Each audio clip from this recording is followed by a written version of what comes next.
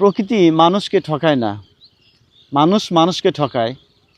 আজকে আমি আসছি এই প্রকৃতির মাঝে। আপনারা দেখেন যে এই প্রকৃতি কত সুন্দর। এই প্রকৃতির মাঝে আসলে অনেক কিছু ভুলে থাকা যায়, মানুষের কষ্ট দুঃখ সব কিছুই ভুলে থাকা যায়।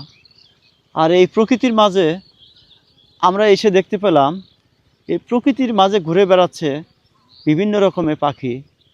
এখান থেকেও আমরা কিন্তু শিক্ষা নিতে পারি।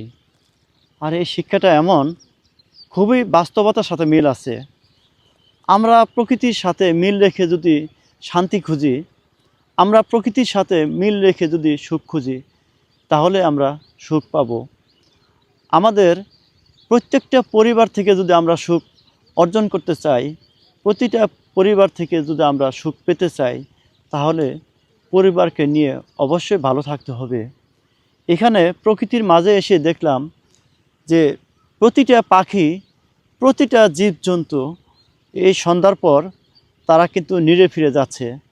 আর এই নিরে ফিরে যাওয়া মানেই তার সংসারের নতুন একটা সুখ খুঁজে পাচ্ছে।